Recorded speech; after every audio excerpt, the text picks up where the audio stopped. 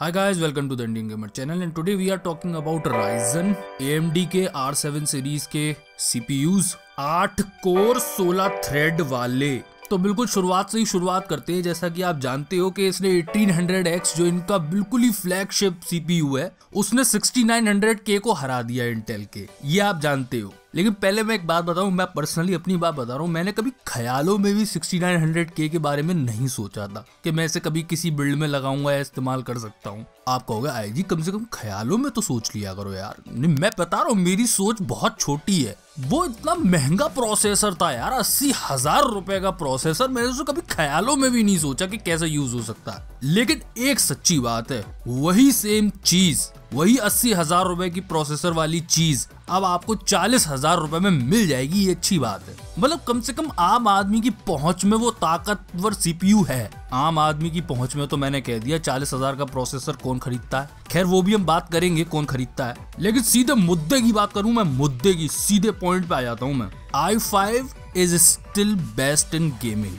अभी तो i5 ही राजा है। हो सकता है DX12 धीरे धीरे चेंज कर दे चीजें, लेकिन फिलहाल i5 इज किंग। इसका प्राइम एग्जांपल मैं आपको बताऊं, AMD भी जैसे बैटलफील्ड 1 के जो है खूब वीडियोस उसने दिखाए हैं AMD ने, और वो तो प्योरली DX12 वाला गेम है। वो भी दिखा रहा है कि इस समय तो भैया सारे गेम चाहे DX12 वाला हो, high frequency quad core architecture को ही प्रेफर कर रहे हैं। बहुत सीधी सी बात है। अरे और छोड़ो, आप बैटलफील्ड को छोड़ो, ड्यूस एक्स वो भी डायरेक्ट X12 का गेम है, और वो तो AMD ने स्क्वायर इनिक्स के साथ स्पेशली अपने प्रोसेसर्स के लिए बनवाया है। वो भी उसमें भी 1800X से ज्यादा अच्छी परफॉर्मेंस जो है क्वाड कोर i5 निकाल रहे हैं। ऑब्वियसली थोड़ा सा आप समझने की कोशिश करो, क्वाड कोर i5 के बारे में कहूँ तो मैं 7600K और 7700K के बारे में मेनली बात कर रहा हूँ। लेकिन एक कमाल की बात आपको मैं बताऊं जिसके बारे में थोड़ा एक्साइटेड था, लेकिन वो थोड़ी टाइम फुस हो गई। एक चीज आपने देखी होगी कि पहली बात तो ये थी कि 1800X के बारे में ये बताया जा रहा था कि ये 6900K को पहले तो उसने बराबरी कर ली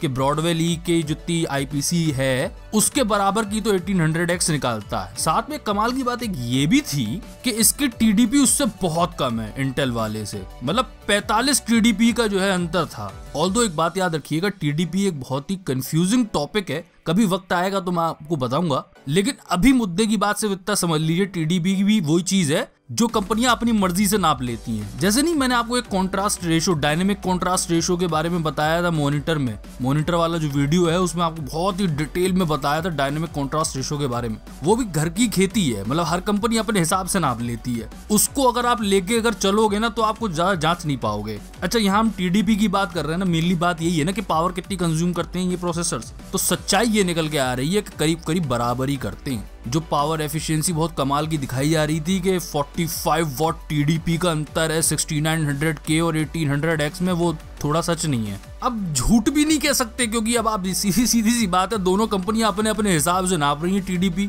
खैर आपको इससे भी मतलब नहीं है, आप कहोगे आई जी परफॉर्मेंस पे आओ, ये बिजली हम पे बहुत आती है, हम कर लेंगे काम। ठीक है, मैं आता हूँ मुद्दे की बात पे आता हूँ। देखो वल्कन और DX12 की मैं कसमें खाता आ रहा हूँ और आप भी जानते हो कि ये हार्डवेयर को प्रेफर करता है, लेकिन अभी फिलहाल वो हाई स्पीड वाले 4 या 8 थ्रेड को प्रेफर कर रहा है इंस्टेड ऑफ स्लोअर 16 थ्रेड। अभी फिलहाल तो यही हालत है, लेकिन हो सकता है, होपफुल रहो आप, हो सकता है हायर क्लॉक्ड जो R5 और R3 आए जो कि क्वाड कोर और 6 कोर चिप्स होंगी राइजन की, हो सकता है वो अच्छे परफॉर्म करे, उनकी कीमतें भी सस्ती हों।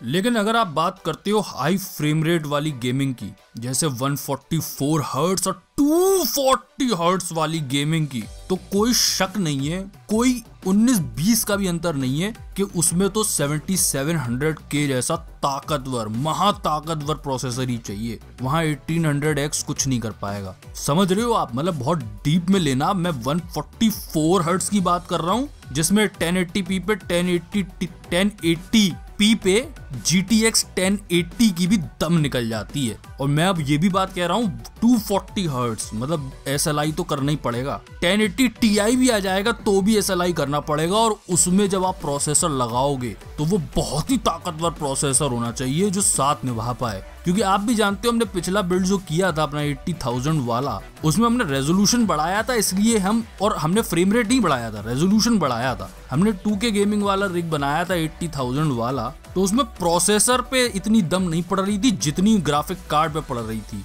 लेकिन जैसे ही आप फ्रेम रेट बढ़ाते हो तो प्रोसेसर की भी दम निकलनी शुरू हो जाती है। ग्राफिक कार्ड की तो दम निकलनी है, चाहे रेजोल्यूशन बढ़ा रहे हो चाहे आप फ्रेम रेट बढ़ा रहे हो। और इसमें आपको शक मत रखना, मैं बार बार अगर गेमिंग की भी बात करता हूं तो आप ये भी सोचना गेमिंग के अलावा भी बहुत सारे काम होते हैं। तो कोई अगर हैवी यूजर है ना, जो पूरा प्रोसेसर जैसे ताकतवर चाहिए और उसकी वो पूरी ताकत को चूस ले, मतलब ताकत in the sense high core clock नहीं, उसकी जो कोर्स की और 16 थ्रेड्स की ताकत है उसको पूरा चूस सके। फॉर एग्जाम्पल गेमिंग के अलावा आप ले लो कंटेंट क्रिएशन हो गया या कोई एंथुसियास्ट है, उसके लिए तो बहुत अच्छा प्रोसेसर है। आई मीन टू से ऐसा कुछ भी था ही नहीं पहले। 40,000 में कोई 6900K की ताकत रखने वाला कोई प्रोसेसर था ही नहीं।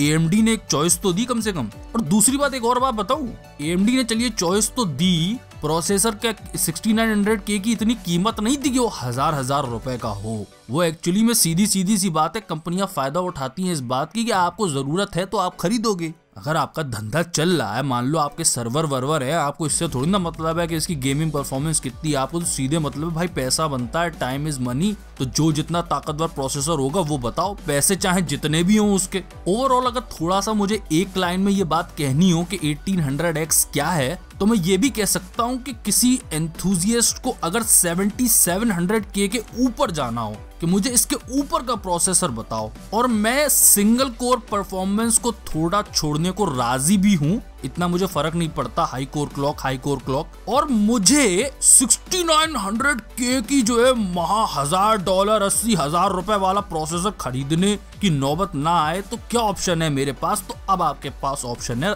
R7 के रूप में। राइजन की पूरी R7 लाइनअप आपके लिए है, अब आप चूज कर सकते हो इसमें। वैसे सच पूछो आप, अगर ओवरऑल जो जनरल पब्लिक के लिए बात है, जैसे हम और आप हो गए, भैया हमारे कौन से सर्वर चल रहे हैं, तो हमारे लिए अगर कोई इंटरेस्ट का प्रोसेसर अगर अभी R7 छोड़ दो, राइजन की तरफ से कुछ आएगा तो वो मुझे लगता है 1600X और 1500X होंगे। 6 कोर 12 थ्रेड वाला प्रोसेसर और 4 कोर 8 थ्रेड वाला प्रोसेसर। 1600X की जो है थोड़ी बूस्ट और बेस जो है ज्यादा होंगी 3.6 और 4 की, और 1500X की होगी 3.5 की बेस और 3.7 की बूस्ट। वो तब भी थोड़ा बहुत देखने लायक होंगे, लेकिन मेन मुद्दा वही है, पैसा कितना है। सीधी सी बात है, 1800X की जो हम तारीफें कर रहे हैं वो इसीलिए तो कर रहे हैं ना, उसने 6900K के मुकाबले में आधी कीमत में वो चीज दे रहा है जो 1600K दे पाता था। और हम जगह ढूंढ लेंगे, गेमिंग ही हर चीज नहीं होती है। गेमिंग प्लस और कुछ करना चाहते हो, या आप वीडियो क्रिएटर हो, या फिर और कोई चीजें कर रहे हो, तो उसमें भी जगह देखेंगे और प्रोसेसर्स की होगी। थोड़ा अगर ज्यादा टेक्निकली बात करूं मैं, तो बुलडोजर का जो पुराना FX सीरीज थी जो महाबकवास थी, उसके थोड़े से माइक्रो आर्किटेक्चर से हट गए, थोड़े से नहीं पूरे ही हट गए हैं, बिल्कुल ही ग्राउंड अप, बिल्कुल ही जमीन से उठ के प्रोसेसर आया एकदम नया। पुरानी टेक्नोलॉजी पे बिल्कुल भी बेस नहीं हो, वास्तव में इतनी वाहियात थी कि उसके ऊपर कुछ भी बिल्डअप करना बेकार था। बिल्कुल आपको जीरो से ही शुरुआत करनी पड़ेगी। इसका जो बेसिक मॉडल भी है इन प्रोसेसर्स का वो भी बिल्कुल अलग है। जैसे इसमें ना CCX हैं, यानी कि CPU कॉम्प्लेक्सेस, और हर CCX जो है 4 कोर 8 थ्रेड के मॉड्यूल के साथ आएगा। यानी कि अगर हम ये 1800X जैसे प्रोसेसर्स की बात कर रहे हैं तो इसमें 2 CCX हैं, यानी कि 4 कोर हो गए, 8 कोर हो गए, और 8 थ्रेड हो गई, यानी कि 16 थ्रेड हो गई। खैर इससे आपको ज्यादा मतलब नहीं है, लेकिन मैंने ऐसे ही बता दिया आपको। लेकिन हाँ, इसमें कमाल की बात एक ये जानने वाली है, क्योंकि एक CCX में 4 कोर 8 थ्रेड होंगे, इसलिए मिनिमम प्रोसेसर अगर कोई बन सकता है तो वो 4 कोर 8 थ्रेड वाला ही बन सकता है राइजन में। कोई भी डुअल कोर वाला प्रोसेसर नहीं आएगा, क्योंकि एक CCX में 4 कोर 8 थ्रेड है। ये थोड़ा टेक्निकली बातें कर रहा हूँ मैं, ऐसे ही इसकी इतनी ज्यादा फर्क नहीं है। वैसे परफॉर्मेंस में और रोजमर्रा की जिंदगी में क्या करते हैं ये, उस पर भी मैं अभी आऊंगा। मैं थोड़ा सा टेक्निकल ये बात कर रहा हूँ बस। इसमें अब प्राइवेट L2 कैश है पर कोर, पहले वो शेयर हुआ करती थी, इसीलिए कहते थे हम FX सीरीज के जो वो कोर्स हैं वो सच्चे कोर नहीं है, क्योंकि उसमें जो है शेयर हुआ करती थी। यहाँ प्राइवेट L2 कैश है पर कोर, वो L2 कैश है 512 KB, यानी कि 512 KB की L2 कैश पर कोर। 8 MB की L3 कैश है। और यहाँ एक कमाल की बात आपको बताता चलूं, वैसे इन सब टेक्निकल बातों से आपको फर्क नहीं पड़ना चाहिए, लेकिन फिर भी मैं बता दे रहा हूँ बस ऐसे ही, कि वो L3 कैश भी जो है वो भी बंद की जा सकती है अगर L1 और L2 ही यूज में है, और ये ऑटोमेटिक है। थोड़ी सी आपकी पावर बचा देगा प्रोसेसर। इसमें रैम के बड़े पंगे चल रहे हैं, लेकिन फिलहाल जो बात है ऑफिशियल सपोर्ट जो है अभी राइजन का वो 2666 मेगाहर्ट्ज वाला है, 2666 वाला। लोगों ने रैमों को राइजन पे R7 पे अभी ओवरक्लॉक कर लिया है 2933 मेगाहर्ट्ज पर, मतलब करीब 3000 मान लो आप। लेकिन अभी भी इसमें बहुत कंफ्यूजन है, उसमें नहीं जा रहे, अभी नहीं जा रहे। क्यों नहीं जा रहे वो भी मैं आपको बताऊंगा। अच्छा, ये भी फिर बात होती है कि जब 8 कोर और 16 थ्रेड वाला प्रोसेसर है तो आदमी के दिमाग में एक बात ये समझ में आती है कि ये कंटेंट क्रिएशन में जैसे वीडियो एडिटिंग वगैरह में जो है काम की चीज होगी, जो कि सच भी है। ज्यादा से ज्यादा कोर जब किसी मिलते हैं एडिटिंग प्रोग्राम को तो वो खुशी होता है, फायदा ही होता है उससे। लेकिन एक बात सब लोग भूल जाते हैं, मैं लिटरली आपको रिमाइंड करा दूं, जब आप सिर्फ सीपीयू की बात करते हो तो ऑब्वियसली आप देखोगे कि ज्यादा कोर और ज्यादा थ्रेड फायदा हो रहा है वीडियो एडिटिंग में। लेकिन एक चीज जो भूल जाते हैं लोग कि आप ग्राफिक कार्ड का रोल मत भूलो,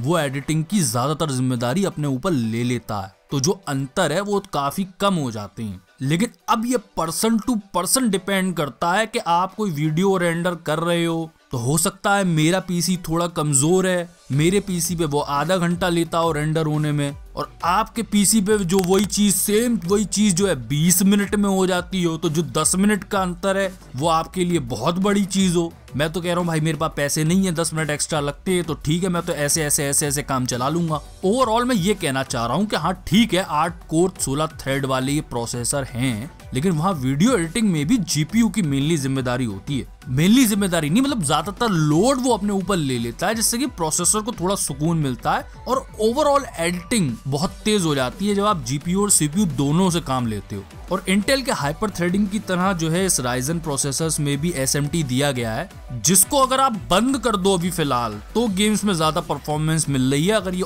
ऑन रहता है तो गेम्स में परफॉर्मेंस थोड़ी कम मिल रही है। ऐसा नहीं होना चाहिए, हाइपर थ्रेडिंग का तो फायदा उठाना चाहिए प्रोसेसर को, लेकिन फिलहाल ऐसा हो नहीं रहा है। लेकिन एक कमाल की चीज है, जैसे वॉच डॉग 2 एक नया गेम है और वो काफी दिखा रहा है कि अगर उसे अच्छे प्रोसेसर मिले तो वो फायदा उठाने की कोशिश करता है। ऐसा नहीं है कि अगर आप उसे दे दो एक बड़ा प्रोसेसर जिसमें 16 थ्रेड हो और वो फायदा ही ना उठाए, वो सिर्फ 4 थ्रेड या मैक्सिमम 8 थ्रेड का फायदा उठाए और बाकी जो है थ्रेड्स बिल्कुल ही 0% पे पड़ी ना। लेकिन वॉच डॉग 2 में देखा गया है कि ये 16 थ्रेड्स को इस्तेमाल कर रहा है, लेकिन फिर वही वाली बात आती है, अभी भी कोर क्लॉक उसके लिए भी मायने रख रही है, जबकि ये वो गेम है जो 16 थ्रेड्स को इस्तेमाल कर रहा है, लेकिन उसमें भी 1800X राइजन 8 कोर 16 थ्रेड हार जाता है 7600K के सामने भी। नहीं, 7600K की तो बराबरी कर रहा है, जो कि सिर्फ 4 कोर 4 थ्रेड वाला प्रोसेसर है, उसकी भी बराबरी कर रहा है,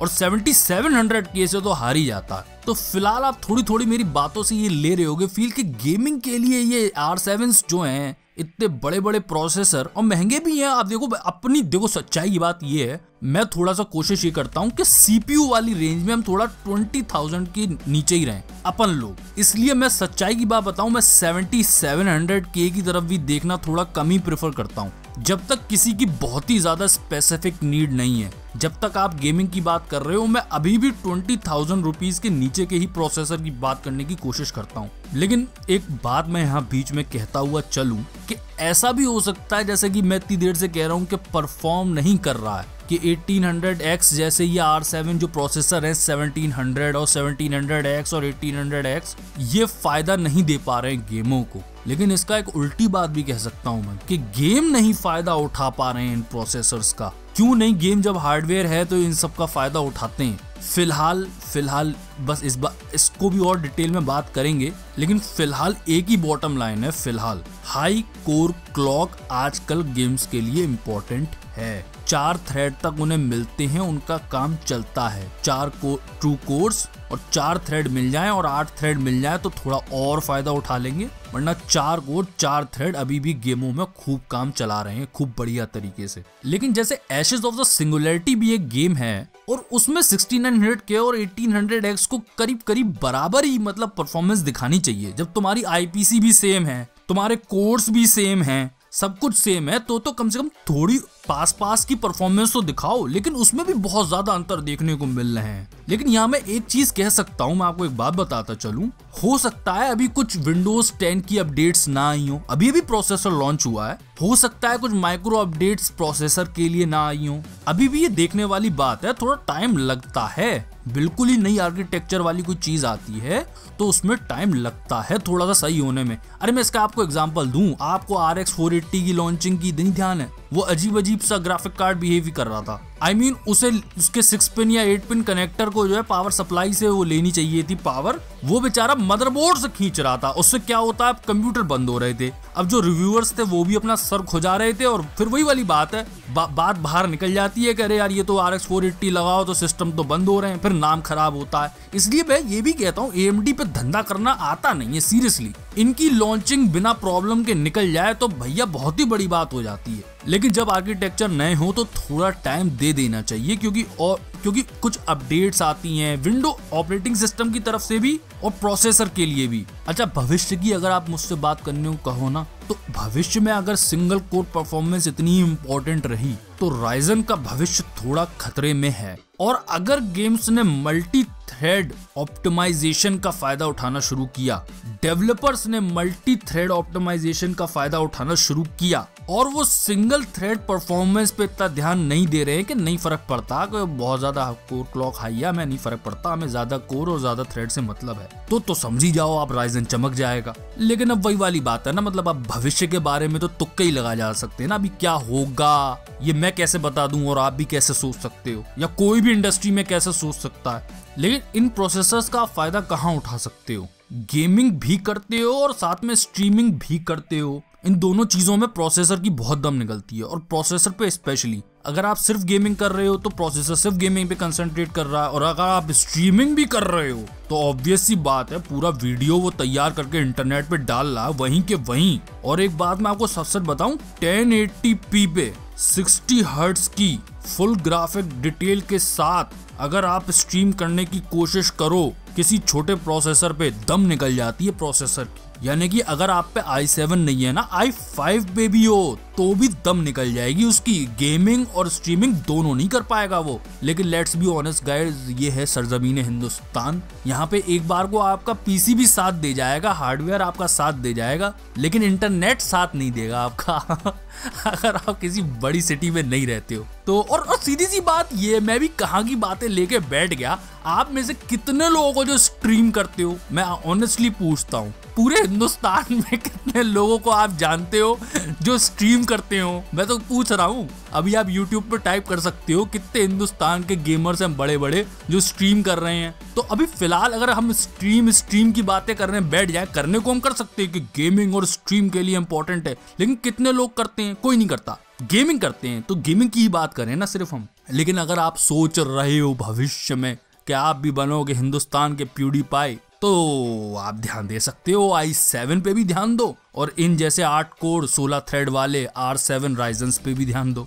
अच्छा, एक और इम्पोर्टेंट बात, मैं भी थोड़ा सा मुझे ऐसा लग रहा है मैं बार बार इसकी परफॉर्मेंस पे ही बात करे चले जा रहा हूँ। बात एक और इम्पोर्टेंट, परफॉर्मेंस तो चलो है ही छप्पर फाड़, ये i7 बहुत अच्छे होते हैं और i5 भी बहुत अच्छे होते हैं, वाह भाई वाह, इंटेल की जय जयकार। बात एक और भी है, सस्ता कौन देता है? विजेता तो वो है ना, मेन चीज तो है पैसा। सस्ते में अगर तुम 6500, 7500, 6600 के, 7700 के इन जैसे प्रोसेसर्स की परफॉर्मेंस, थोड़ी कम परफॉर्मेंस बहुत ही कम रुपए में दे देती हो तो भैया तुम्हारी जय जयकार होगी। सीधी सी बात है ना।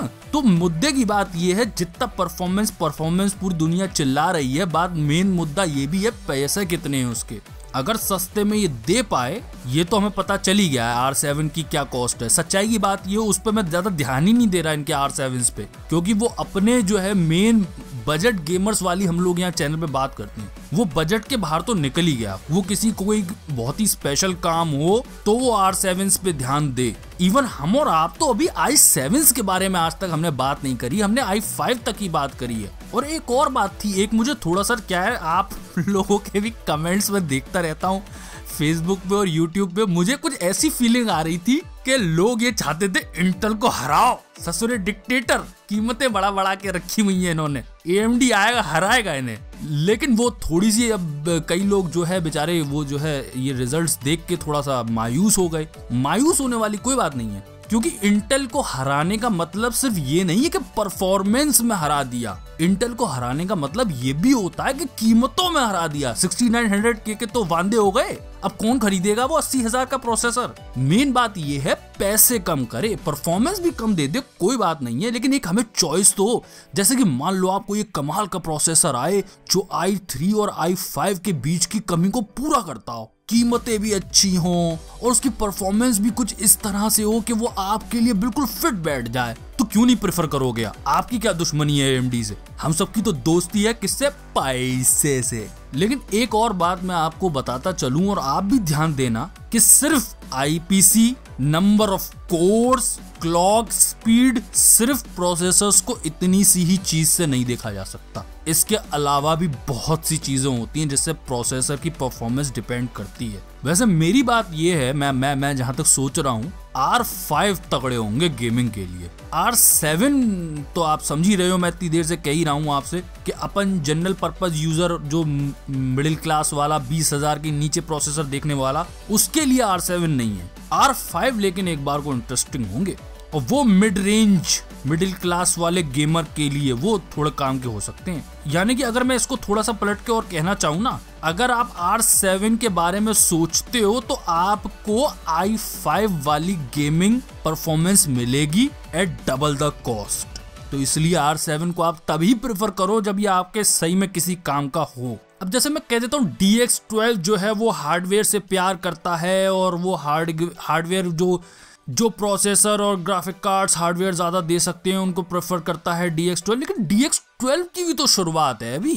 DX12 को ही कितने दिन हुए आए हुए। Although DX12 is the fastest growing API। DX9, 10 और 11 को देखो तो उसके मुकाबले पे तो बहुत तेजी से ग्रो कर रहा है, और ग्रो करेगा क्योंकि यही भविष्य है। सीधी सी बात है। लेकिन सच्चाई ये भी है, DX12 की तो शुरुआत है। कोड्स लिखे जाते हैं जो हार्डवेयर का फायदा उठा सके। अब गेम कोई आज से थोड़ी ना बनता है, 6 महीने में थोड़ी ना गेम बन के तैयार हो जाते हैं। जो बड़े AAA टाइटल्स होते हैं वो 4-4 साल 5-5 साल से डेवलपमेंट में होते हैं। अब वो अपनी सारी कोडिंग थोड़ी ना बदल देंगे, और वो भी अपनी कोडिंग बदल देंगे। जिस गेम इंजन पे वो लोग काम कर रहे हैं उसकी कोडिंग थोड़ी ना बदल जाएगी, तो इसमें भी टाइम लगता है। लेकिन एक अच्छी बात बताता चलूं, अगर आपको थोड़ा राइजन में इंटरेस्ट आ रहा है तो एक अच्छी बात ये है कि AMD का कहना है कि जो इनका ये AM4 प्लेटफॉर्म है इसे ये 2020 तक चलाएंगे। ये इसी प्लेटफॉर्म पे रहेंगे, ऐसा नहीं होगा कि 2020 से पहले ही प्लेटफॉर्म चेंज हो जाए। यानी कि अगर आप कोई सस्ता आज AMD का कोई राइजन खरीद लेते हो तो आने भविष्य में भी जो प्रोसेसर्स आएंगे आप उसको भी लगा सकोगे अपने मदरबोर्ड पे।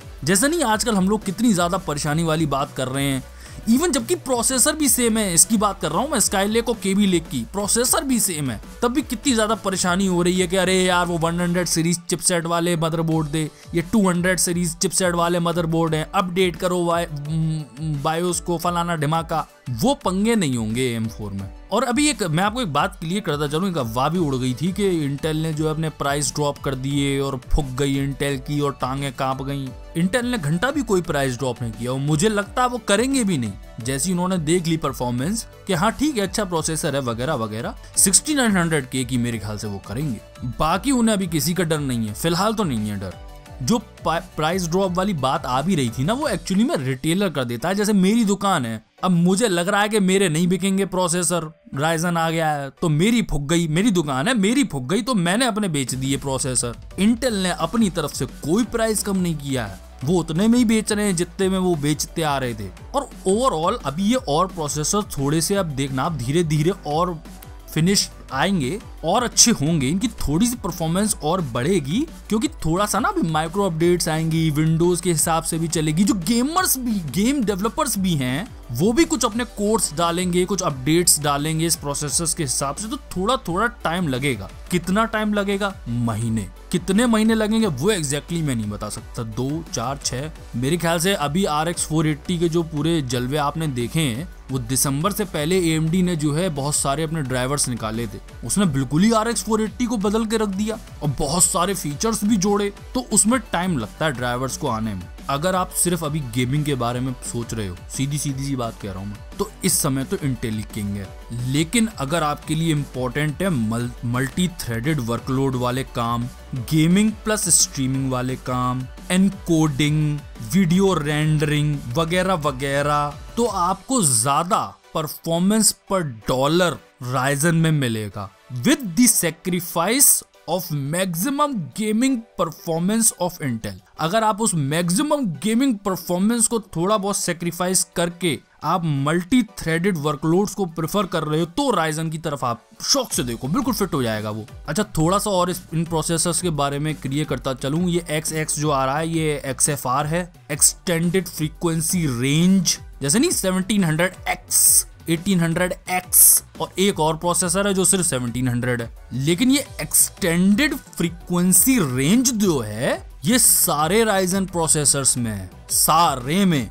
बस ये है X और नॉन X प्रोसेसर्स में अंतर ये है कि X वालों में थोड़ी ज्यादा है। बस कितनी ज्यादा? जो X नाम वाले CPUs हैं उसमें करीब करीब डबल बूस्ट हेडरूम है। जैसे नॉन X वाले में XFR होगी 50 मेगाहर्ट्ज की, तो जो X वाले हैं उसमें 100 मेगाहर्ट्ज तक है। ये है सब में ये XFR जो एक्सटेंडेड फ्रीक्वेंसी रेंज है वो सारे राइजन्स में है। सिर्फ ऐसा मत समझना आप कि जिसमें X लगा हुआ है उसी में है, सब में। बस जिनमें X लगे हुए हैं उसमें थोड़ी ज्यादा है। लेकिन जाते जाते मैं आपको एक बात बताता हूँ, मुझे सबसे ज्यादा इंटरेस्टिंग प्रोसेसर इन तीनों प्रोसेसर्स में से अगर कोई लग रहा है, 3 प्रोसेसर कौन से, 1700, 1700X और 1800X। इसमें मुझे i5 7500 और 6500 की ही तरह 1700 बहुत अच्छा लग रहा है। मैं आपको सही बताऊं, कीमत के हिसाब से और परफॉर्मेंस के हिसाब से बात कर रहा हूं मैं। जैसे 1700 की 3.7 है बूस्ट और 1800X की है 4,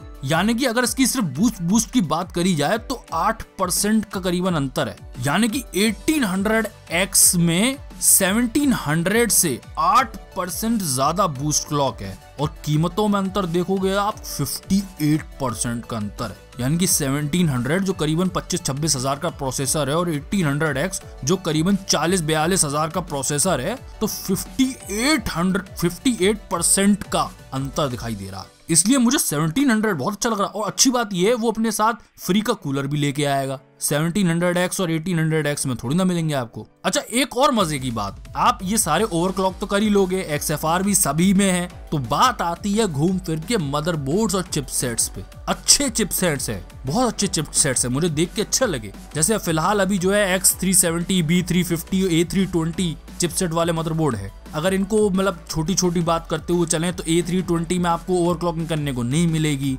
बाकी B350 और X370 में आपको ओवरक्लॉकिंग करने को मिलेगी। B350 में आप क्रॉस फायर भी कर सकते हो, लेकिन आप SLI नहीं कर सकते हो B350 में। क्रॉस फायर और SLI अगर कोई नहीं जानता हो तो क्रॉस फायर होता है AMD के आप 2 कार्ड लगा लोगे, और SLI होता है 2 कार्ड आप NVIDIA के लगा लोगे। 2 से ज्यादा भी लगा सकते हो, मैं 2 की ही बात कर रहा हूँ। X370 में आप SLI कर सकते हो, यानी कि NVIDIA के ग्राफिक कार्ड भी लगा सकते हो और अल्टीमेटली ओवरक्लॉकिंग भी कर सकते हो। तो B350 मुझे अच्छा लग रहा है ओवरऑल। आने को अभी शायद 2 चिपसेट और आएंगे अभी इनके साथ, वो बिल्कुल ही बेयर बोन्स बेसिक H110 की तरह होंगे, वो भविष्य में देखेंगे। तो गाइज ओवरऑल जितनी जानकारी हो सकती थी बिल्कुल बेसिक वो मैंने आपको दे दी है। मैं ये वीडियो थोड़ा छोटा रखना चाह रहा था, लेकिन ये भी अब छोड़ो। लेकिन जो बेसिक बातें हैं वो हमने कर ली। कभी इस पे बिल्ड बनाएंगे, R7 पे तो मुश्किल ही है। R7 पे हम तब बनाएंगे जब वीडियो एडिटिंग की बात करेंगे, और तब आपको थोड़ी सी बातें समझ में भी आएंगी कि ज्यादा कोर और ज्यादा थ्रेड वाले प्रोसेसर्स कितना फायदा उठा पाते हैं और कितना नहीं उठा पाते हैं। जैसे हर जगह आजकल जो है ये टॉस कर दिया जाता है टर्म के भैया वीडियो एडिटिंग करनी है तो ज्यादा कोर ज्यादा थ्रेड। कितना फायदा होता है तब ना पता चले। पैसों के मुकाबले में अगर 10-10 मिनट मुझे इंतजार करना पड़ रहा है रेंडरिंग में तो मैं कर लूंगा यार। 10-10, 15-15 हजार के अंतर हो जाते हैं। मैं कौन सा जो है फिल्में वो शूट कर रहा हूँ, कौन सा टीवी सीरियल आते हैं जो मुझे इतनी टाइम की फिक्र हो, मैं 10 मिनट इंतजार कर लूंगा। पैसे कम करो ना। तो ओवरऑल वीडियो एडिटिंग की जब हम बात करेंगे तब इनके बारे में समझ में आएगा, प्रोसेसर्स के बारे में। फिलहाल R7 गेमर्स के लिए तो प्योरली मैं नहीं कह सकता। अगर आप और इंतजार कर सकते हो तो R5 और R3 का इंतजार करो, हो सकता है उनकी कीमतें इतनी कम हो कि वो थोड़ा i5 से टक्कर ले पाए। तो ये तो आने वाला वक्त ही बताएगा, तब तक इंतजार करते हैं। और अब देखो मैंने भी इतनी देर बात करी तो आप थोड़े से काम कर दो, लाइक चिपकाओ, ठीक है। और आपके अगर कोई व्यूज हो राइजन के बारे में, व्यूज प्लीज कमेंट्स में बताओ, जिससे और लोग भी तो पढ़ें AMD वर्सेस इंटेल वगैरह वगैरह। तो आप अपने व्यूज बताओ जिससे कि और लोग भी बात कर सकें। सब्सक्राइब कर लो, अगर नए हो तो भैया सब्सक्राइब करो, क्या फिर सोच रहे हो इतना। और दूसरा फेसबुक पेज भी है, फेसबुक को भी पेज को भी लाइक कर दो कि वहां कुछ इंपॉर्टेंट इन्फॉर्मेशन होती है वो आ जाती है, और रोजमर्रा कुछ गेमिंग के कुछ फनी चीजें भी होती रहती हैं, तो पेज भी लाइक कर दो। तो बहुत सारे काम कह दिए मैंने आपसे, बहुत सारे काम दोबारा कह दे रहा हूँ जिससे कि आप भूलो मत। लाइक कर दो, कमेंट में कर दो कुछ AMD वर्सेस इंटेल या कुछ भी राइजन के बारे में आपके जो व्यूज हों। दूसरा अगर नहीं किया है तो फेसबुक पेज भी लाइक कर दो। बस इतना ही कहना है मुझे। और मेरा गला खराब है, अगर थोड़ी आवाज खराब आई हो ना तो सॉरी। चलो गाइज मैं चलता हूँ। वैसे बड़ा मजा आया ये राइजन के बारे में देख के, और इट्स वेरी गुड कि अब सही में कंपटीशन आ गया है इंटेल का, और अपन लोगों के पास भी ज्यादा चॉइस है और ज्यादा बात करने को है, मजा आएगा। चलो गाइस मैं चलता हूँ, ओके टाटा।